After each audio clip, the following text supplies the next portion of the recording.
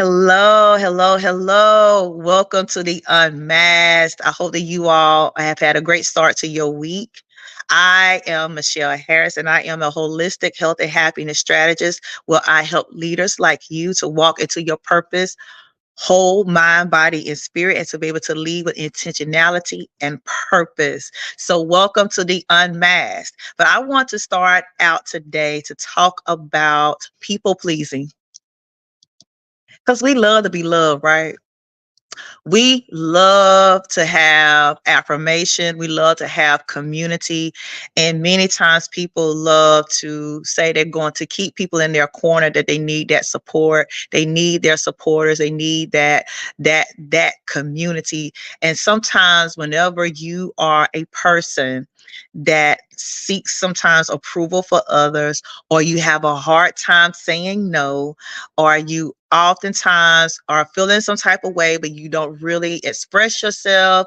You want to be able to say things, but you don't want to say things because you don't want to ruffle any feathers. You're not confrontational. You're not willing to say too much about anything. You just want to go with the flow, and you want to just stay with everything. I want to talk to you today. James 1 7 through 8 reminds us that a man who is not able to make up their mind is unstable in their ways.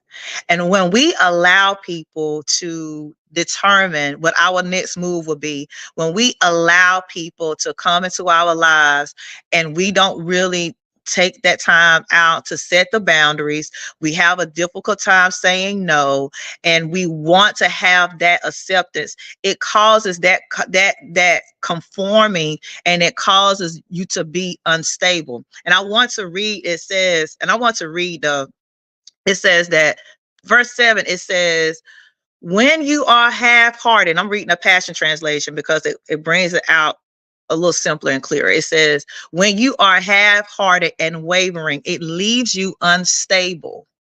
I just want to encourage those who have a hard time saying no, the ones who are always doing things that they really don't feel like doing all, because I know there's going to be times you're going to do things you really don't feel like doing because you love people. But I'm talking about you doing the overextending. You're the one that's always giving. You're the one that's always that person that they're going to pull on, but there's nothing really fully given in return for the most part. You are that one who always is that confidant for someone else. You know that the person you are around, they really don't really, it's always you trying to do something for them, never something in return, constantly at a place wherein I'm second guessing myself. If I do this business, I go out here and someone says they don't like it, and what I'm going to do. If I launch this ministry and no one shows up, then what I'm going to do. If someone gives me some type of criticism, I'm ready to shut it all down because I'm looking for that acceptance. I just want you to understand and to realize and to accept that, number one, you're not called to everybody, but you're called to somebody. There is someone that may reject you, but there is also someone who will accept you. It may not be that person that you desire for that acceptance, but it will be someone who will accept you. I don't want you to feel as though that you have to adjust your personality. You have to adjust your values, because at that point we're in, I'm looking at to place a point of people pleasing, and I'm looking at this constant affirmation from the crowd, then I will begin to start changing the core of who I am, my personality, my ways of how I do things. I begin to start challenging my own thoughts of how I view myself. Then who am I?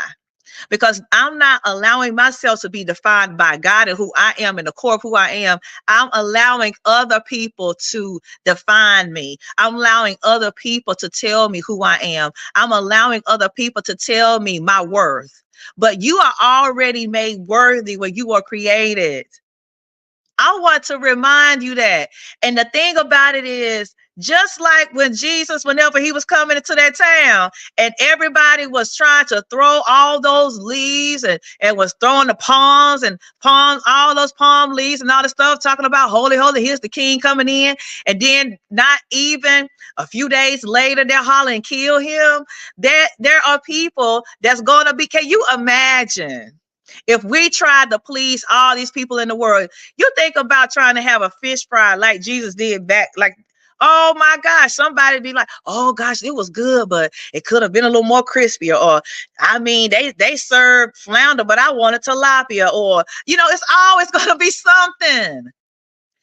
It's always going to be something. There's always going to be conversation.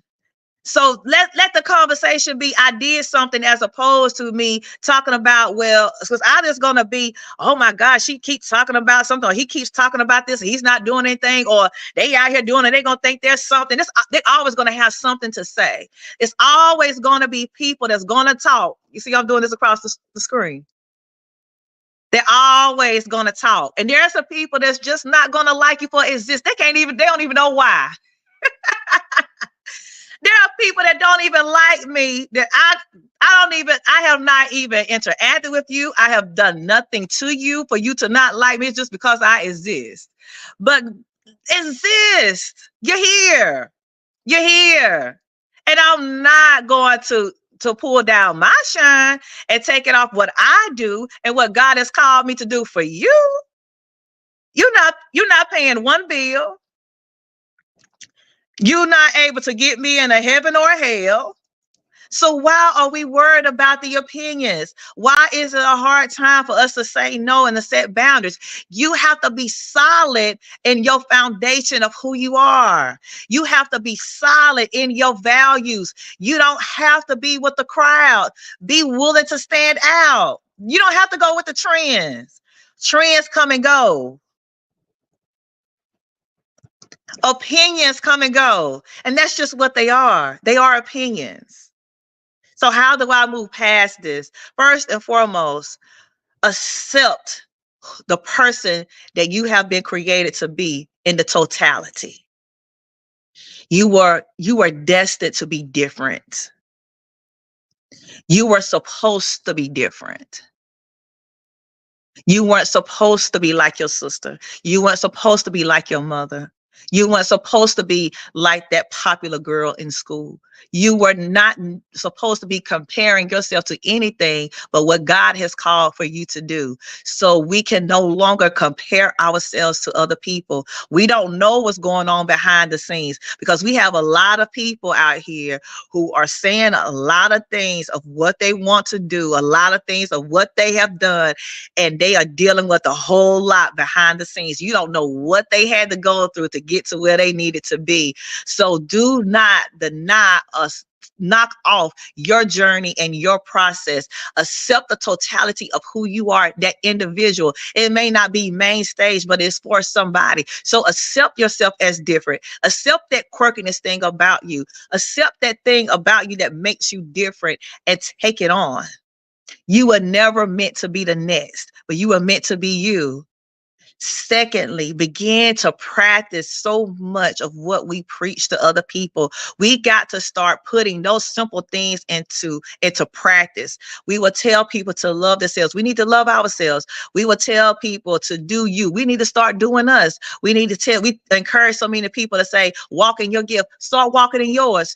Don't be the person that will talk about an encouragement that you will give to someone that you won't take on and do for yourself. Don't tell someone to tell somebody no, or I would do this, because people on the outside have the most opinions. People on the outside have the most opinions, because they can tell you what they won't do and what they're going to do. Until you walk into the shoes, until you go on that journey, they can't tell you fully. They can give you support. And there are people that have been in similar situations, but everyone's situation is different. So yes, it's good to take advice. Yes, it's good to have support. But yes, it has to be your journey, and it has to be your walk. So walk it out and begin to start practicing.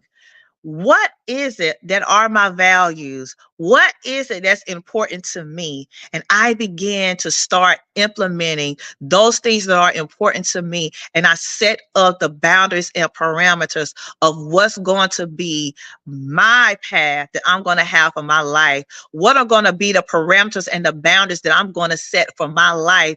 And I need to act on them accordingly. And that is not going to be for the crowd sometimes. It's not going to be for those who's going to accept me all the time. It's not going to be for everyone that's going to say, oh my gosh, but it's just who I am. And this is just where it is. I have to be able to stand on something or I will fall for anything. As it talked about being unstable, you think about people who go from here to there. Whenever they with this one person, they talking one way, then they with someone else. They're unstable in what they doing and who they are. You need to decide on whose team you are on, and you need to be there. It's kind of like I talked about one time when I was speaking, that you need to figure out whose side are you on. Are you standing on your side and you're gonna be that person that's gonna be bold and stand for yourself, or are you gonna be that person that's gonna conform? Stand in your truth. I don't care what that truth is. Stand in it. Because number one, you can't really do the work if you really don't know who you are. You can't really do the work if you don't know who am I really? Because if I'm letting everyone define who I am, if I'm looking at a place of having this perfectionism and if someone says one critical thing, because it used to hurt my feelings when I would be rejected, because I used to think like, I am a person who gives so much to other people. I am that person that's going to show up. I am that person who is going to try to support. And when things were sometimes not reciprocated, it used to hurt my feelings because I am a person who loves to give. And I'm trying to figure out why is it that I am so lovable to people, but I feel like sometimes I'm rejected, or it feels like sometimes that they just give and I'm giving and they're just taking, and I'm not even getting a thank you. I'm not even getting anything in return. But I had to realize, number one, you need to make sure that whenever you're pouring out to people that you have that to feel and not accept that in return, number one. And number two, you have to realize they don't define who you are. You are who you are, and you stay true to who you are, but you have to sometimes channel out that energy and set boundaries accordingly. There were times that I had to lose friendships because I was no longer going to allow for you just to be able to come into my life and leave at any time. I was no longer going to allow you to be able to treat me any kind of way and I not set the tone, because I'm going to train you on how to treat me. I'm going to train you because you may not know. Okay, but when you come here, there is respect. Whenever you come here, it will not be a thing wherein you're going to be able to treat me some type of way. But I had to know, number one, of who I am. And then I had to say, because of their actions and their misactions that I saw does not define who I am. They do not define the love. Because they didn't show me love does not mean that I'm not loved. Because there is someone that loves me. Because of their own issues and their own things, I can't take that on thinking that it's something wrong with me because they made that choice. Those are choices that they made, but it is my choice to choose the response to it. So no longer feel the need to people please. No longer be unstable in your ways and what you do based upon the temperature in the room. You be that thermostat and set the tone of what you want in your life. You be that one to be able to say, I'm going to walk in my truth. Be that one to set that boundary. Get that one to know about you. Sometimes you have to get by yourself to get to know yourself. You don't need the crowd. You need to be able to have that introspective look. When I say that introspective look, you need to do some self-evaluation sometimes and really say, well, okay, what is really going on here? Wait, why is it that I got upset that they didn't like that post and I've been going to support them and everything and they didn't come support me? That shouldn't define whether or not I'm going to support, but it does not keep me from doing what I need to do. Because somebody is needing me. Somebody is waiting for my gift. Someone will appreciate me in that next relationship.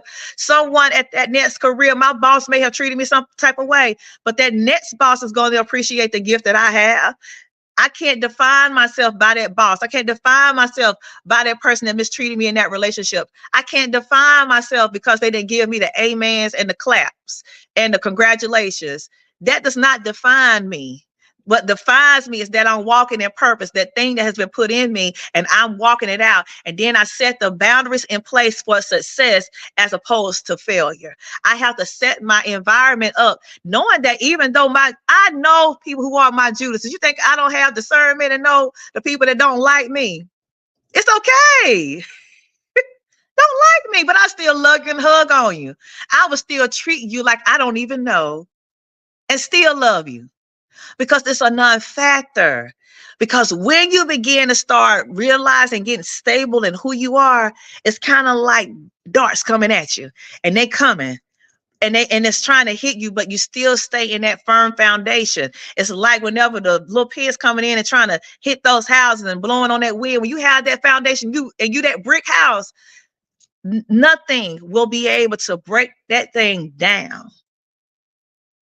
They will try hard, but it won't be able to break it down. I'm going to build that foundation. I'm going to rebuild. I'm going to practice one day, one situation at a time, one person at a time. Have those difficult conversations if I need to. But I can no longer be at a place of trying to please the masses because somebody's going to want the small piece, the little piece, the big piece.